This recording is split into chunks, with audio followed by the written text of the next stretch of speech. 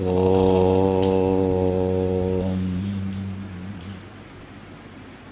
ഗുരുർബ്രഹ്മാ ഗുരുർവിഷ്ണു ഗുരുർദേവോ മഹേശ്വരഃ ഗുരുസാക്ഷാത് പരം ബ്രഹ്മ തസ്മൈ ശ്രീ ഗുരവേ നമഃ. ഓം സദാശിവസമാരംഭാം ശങ്കരാചാര്യമധ്യമാം അസ്മദാചാര്യപര്യന്താം വന്ദേ ഗുരുപരമ്പരാം. ഓം. ഇവിടെ ശങ്കര വേദാന്തം ശാസ്ത്രീയമോ എന്ന ശീർഷകത്തിലാണ് ഈയൊരു സംവാദം യുക്തിവാദ പഠന കേന്ദ്രത്തിൻ്റെ ആഭിമുഖ്യത്തിൽ നടക്കുന്നത്. വേദാന്തം പാരമാർത്ഥികമായ തലത്തിൽ അത് സംവാദത്തിൻ്റെയോ സംഭാഷണത്തിൻ്റെയോ വിഷയമല്ല.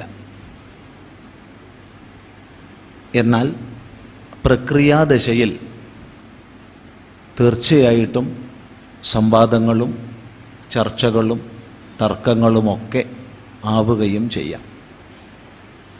ഏതായാലും സ്വാമി ചിദാനന്ദപുരി എന്ന വ്യക്തിയെ ഇതിലേക്ക് എത്തിച്ച സാഹചര്യം പറഞ്ഞുകൊണ്ട് ആരംഭിക്കാം. ആശ്രമവുമായി നിരന്തരം ബന്ധപ്പെടുന്ന, ആശ്രമത്തിൻ്റെ ഒരു ഭാഗം എന്ന രീതിയിൽ തന്നെ പ്രവർത്തിക്കുന്നൊരു വ്യക്തി, അദ്ദേഹം ഈ സദസ്സിലുണ്ട്. ശ്രീ രവീന്ദ്രനാഥ് എന്നാണ് അദ്ദേഹത്തിൻ്റെ പേര്. അദ്ദേഹം ഇങ്ങനെയൊരു സംവാദത്തിന് സ്വാമി തയ്യാറുണ്ടോ എന്ന് ചോദിച്ചു. എന്താ അപ്പം അതുകൊണ്ടൊക്കെ കാര്യം? ശ്രീ രവിചന്ദ്രനും സ്വാമി ചിദാനന്ദപുരിയും ഇവിടെ വരുന്നു, സംവദിക്കുന്നു, സന്തോഷപൂർവ്വം ഒത്തിരിക്കുന്നു, പിരിഞ്ഞു പോകുന്നു. എന്താ അതുകൊണ്ട്? അല്ല, എന്താണെന്ന് മനസ്സിലാക്കാൻ വലിയൊരു സമൂഹം ഉണ്ടാവും. വിവേകശാലികളായ ആ സമൂഹത്തിന് മുമ്പിൽ വിഷയം സ്വാമി അവതരിപ്പിക്കാൻ തയ്യാറുണ്ടോ എന്നാണ് ചോദിച്ചത്. തീർച്ചയായിട്ടും ആവാം. ബാക്കിയെല്ലാം നിശ്ചയിച്ചത് അദ്ദേഹം. ഈ പേര് തന്നെ വാസ്തവത്തിൽ ഈ ശങ്കര വേദാന്തം എന്ന് പറഞ്ഞാൽ എന്താണെന്ന് നമ്മൾ ആലോചിക്കുക. അങ്ങനെ വേദാന്തം ഉണ്ടോ? വേദാന്തം വേദാന്തമാണ്. അത് അറിവിൻ്റെ അറ്റമാണ്. ഭഗവാൻ ഭാഷ്യകാരൻ ശങ്കരാചാര്യസ്വാമികൾ ശ്രുതി യുക്തി അനുഭവങ്ങൾക്കനുസൃതമായി, ഇതാണ് 3 പ്രമാണങ്ങൾ, ശ്രുതി യുക്തി അനുഭവങ്ങൾക്കനുസൃതമായി അതിന് വ്യാഖ്യാനം ചമച്ചു. അങ്ങനെ സ്വന്തം വ്യാഖ്യാനത്തിലൂടെ അനാദിയായ വേദാന്തത്തെ പ്രചരിപ്പിച്ചതുകൊണ്ട് അതിന് ശാങ്കര വേദാന്തമെന്ന് ഉപചാരപൂർവം പറയുന്നു. ഇപ്പം ശാങ്കര വേദാന്തം എന്ന പദം ഉപചാരപൂർവമാണ്, വേദാന്തം എന്ന് പറഞ്ഞാൽ മതി. ഇനി വേദാന്തത്തിൽ തീർച്ചയായിട്ടും ഓരോ വ്യക്തിയുടെയും ബൗദ്ധിക തലത്തിനനുസരിച്ച്, വിചാരസരണിക്കനുസരിച്ച് വിഭിന്നങ്ങളായ കാഴ്ചപ്പാടുകൾ നേടാം. ഒരു പർവ്വതത്തിന് ഉപരിയിലേക്ക് കയറുന്ന ഒരു വ്യക്തി ഏറ്റവും പ്രാഥമിക തലത്തിൽ താൻ കാണുന്ന കാഴ്ചകളെ ലോകത്തിനോട് വിളിച്ചു പറയുകയോ ഗ്രന്ഥം രചിക്കുകയോ ചെയ്യുകയാണെങ്കിൽ അത് ഒരു തലത്തിലായിരിക്കും. കുറച്ചുകൂടി കയറിയ ശേഷം, ഒരു 200-300 മീറ്റർ കയറിയ ശേഷം അതേ വ്യക്തി വീണ്ടും വർണ്ണിക്കുന്നുവെങ്കിൽ കുറച്ചുകൂടി ഭേദം ഉള്ളതായിരിക്കും. ഇങ്ങനെ ഓരോ വ്യക്തിയുടെയും വീക്ഷണത്തിനനുസരിച്ച് കാണാനും മനസ്സിലാക്കാനും വ്യാഖ്യാനിക്കാനും സാധിക്കുന്നത്ര ഒരു അത്യുന്നതമായ ദാർശനിക ശൃംഗമാണ് വേദാന്തം എന്നുള്ളത്. അതുകൊണ്ട് തന്നെ അവിടെ ദ്വൈതത്തിന് സ്ഥാനമുണ്ട്, വിശിഷ്ടദ്വൈതത്തിന് സ്ഥാനമുണ്ട്, അദ്വൈതത്തിന് സ്ഥാനമുണ്ട്. അങ്ങനെ വ്യത്യസ്തങ്ങളായ ചിന്താസരണികൾക്ക് സ്ഥാനമുണ്ട്. വ്യത്യസ്തങ്ങളായ അവിടെ മധ്വാചാര്യരുടെ, രാമാനുജാചാര്യരുടെ, വല്ലഭാചാര്യരുടെ, നിമ്പാർക്കാചാര്യരുടെ ഒക്കെ ഭാഷ്യങ്ങൾ അങ്ങനെയാണ് വരുന്നത്. ആ കൂട്ടത്തിൽ ഭഗവാൻ ഭാഷ്യകാരൻ ശങ്കരാചാര്യസ്വാമികൾ നമുക്ക് പറഞ്ഞു തന്ന തൻ്റെ ഭാഷ്യങ്ങളിലൂടെ മുഖ്യമായും അനന്തരം പ്രകരണ ഗ്രന്ഥങ്ങളിലൂടെയും പറഞ്ഞു തന്ന വേദാന്ത ദർശനം, അതിനെയാണ് ശങ്കര വേദാന്തം എന്ന് ഉപചാരപൂർവം പറയുന്നത്. അതിനെ സംബന്ധിച്ചാണ് ഇവിടെ ചോദ്യം ഉന്നയിക്കപ്പെട്ടത്, ശാസ്ത്രീയമോ എന്ന്. എന്താണ് ശാസ്ത്രം? ശാസ്ത്രീയം എന്ന് പറഞ്ഞാൽ ശാസ്ത്രവുമായി ബന്ധപ്പെട്ടത്, ശാസ്ത്രത്തിൻ്റേത്. ഇവിടെ ശാസ്ത്രം എന്ന് പറയുമ്പോൾ നമ്മൾ പറയുന്ന സമയത്ത് അതിന് പൗരസ്ത്യമെന്നോ പാശ്ചാത്യമെന്നോ അല്ലെങ്കിൽ ആധുനികമെന്നോ പ്രാചീനമെന്നോ ഭൗതികമെന്നോ ആധ്യാത്മികമെന്നോ ഉള്ള വകഭേദങ്ങളില്ല. മറിച്ച് വിശേഷ ബുദ്ധിയോടുകൂടിയ മനുഷ്യൻ, അതാണല്ലോ മനുഷ്യൻ്റെ സവിശേഷത. ഈ ലോകത്തിലെ നിരവധി സൃഷ്ടികളിൽ മറ്റ് ഘടകങ്ങളെ എടുത്ത് പരിശോധിച്ചാൽ, മറ്റ് കരണങ്ങളെ എടുത്ത് പരിശോധിച്ചാൽ വിശേഷമായ മഹിമയൊന്നും മനുഷ്യൻ അവകാശപ്പെടാനില്ല. എന്നാൽ സർവ സൃഷ്ടിജാലങ്ങളിലും ഏറ്റവും ഉത്കൃഷ്ടമാണെന്ന് ഏറ്റവും ചുരുങ്ങിയത് നമ്മളെങ്കിലും പറയുന്ന, മനുഷ്യരെങ്കിലും പറയുന്ന മനുഷ്യ സൃഷ്ടി, അതിൻ്റെ വിശേഷം വിശേഷബുദ്ധിയിലാണ്. ശ്രീമദ് ഭാഗവതത്തിൻ്റെ ഭാഷ പറഞ്ഞാൽ ബ്രഹ്മാവലോകധിഷണ, കാര്യത്തിലൂടെ കാരണത്തെ കണ്ടെത്താനുള്ള വിശേഷമായ കഴിവാണ് മനുഷ്യൻ്റെ സവിശേഷത.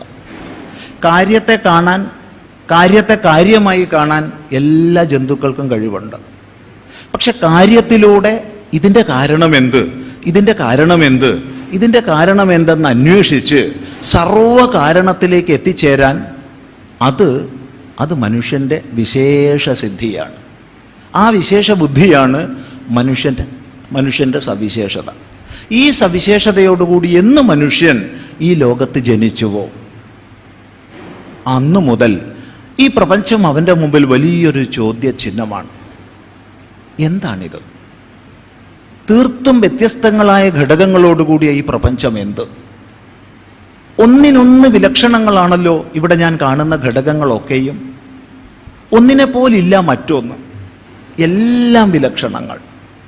എന്നാൽ ഇത്രയേറെ വിലക്ഷണങ്ങളായ ഘടകങ്ങളോടുകൂടിയ ലോകത്തിൽ ഒരു നിയതമായ നിയമവ്യവസ്ഥ നിരീക്ഷിക്കുന്ന എനിക്ക് മനസ്സിലാക്കാൻ സാധിക്കുന്നുണ്ട്. ഇന്ന ദേശത്ത് ഇന്നത്, ഇന്ന കാലത്ത് ഇന്നത് എന്ന തോതിൽ നിയമിതമായൊരു ക്രമത്തിൽ ഈ പ്രപഞ്ചം നിലനിർത്തപ്പെടുന്നു.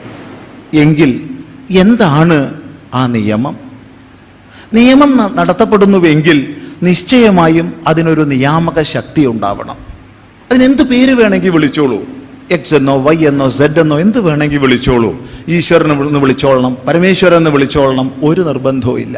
എന്തു പേര് വേണമെങ്കിൽ വിളിക്കാം. പക്ഷേ നിയമമുണ്ടെങ്കിൽ നിയാമകനുണ്ടാവണം.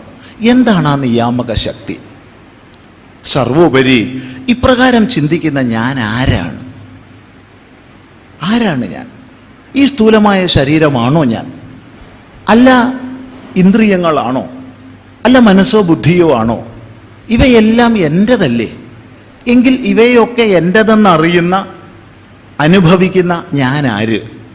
ഇപ്രകാരം അനാദികാലമായി 3 ചോദ്യങ്ങൾ മനുഷ്യ ബുദ്ധിയിൽ ഉദിച്ചിട്ടുണ്ട്. ഈ ചോദ്യങ്ങൾക്ക് ഉത്തരം കണ്ടെത്താൻ എന്നും മനുഷ്യൻ പരിശ്രമിച്ചിട്ടുണ്ട്. വാസ്തവത്തിൽ മനുഷ്യൻ്റെ ഈ അന്വേഷണത്തിൽ നിന്നാണ് ശാസ്ത്രം ആരംഭിക്കുന്നത്. സകല ശാസ്ത്ര ചിന്തകളും ലോകത്തിൽ ഏത് ഭാഗത്തുണ്ടായതായാലും കൊള്ളാം, ഏത് കാലഘട്ടത്തിലുണ്ടായതായാലും കൊള്ളാം, എന്ത് പേരിൽ വിളിക്കപ്പെടുന്നതായാലും കൊള്ളാം, ശാസ്ത്രം ഈ സത്യാന്വേഷണമാണ്. ഈ സത്യാന്വേഷണമാണ് ഋഷീശ്വരന്മാർ, വേദത്തെ ലോകത്തിന് ഉപദേശിച്ച ഋഷീശ്വരന്മാർ ഈ സത്യാന്വേഷണമാണ് ചെയ്തിട്ടുള്ളത്. ആ സത്യാന്വേഷണത്തിലൂടെ അവർ കണ്ടെത്തിയ അറിവുകളെ, അതാണ് വേദം, ലോകത്തിന് ഉപദേശിച്ചു.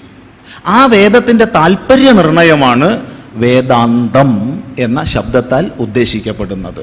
വേദാന്ത ശബ്ദത്താൽ മുഖ്യമായി അറിവിൻ്റെ അറ്റം, അത് അറിവാണ്, ഏതെങ്കിലും ഗ്രന്ഥമല്ല. ഉപനിഷത്തെന്നോ ബ്രഹ്മസൂത്രമെന്നോ ഗീത എന്നോ പറയുന്ന ഗ്രന്ഥങ്ങളല്ല. എന്നാൽ ആ അറിവിനെ നമുക്ക് പ്രദാനം ചെയ്യുന്ന ഗ്രന്ഥങ്ങളായിട്ട് മുഖ്യമായി നമ്മൾ മനസ്സിലാക്കുന്നത് ഉപനിഷത്തുക്കളെയും ബ്രഹ്മസൂത്രത്തെയും ഭഗവത്ഗീതയെയുമാണ്. ഇവയിലൊക്കെ അടങ്ങിയ ശാസ്ത്രബോധം ശാസ്ത്രീയമോ എന്ന് ചോദിച്ചാൽ 100% ശാസ്ത്രീയം എന്ന് മാത്രം ഈ ഉപക്രമ ഭാഷണത്തിൽ പറയട്ടെ. സ്വാമി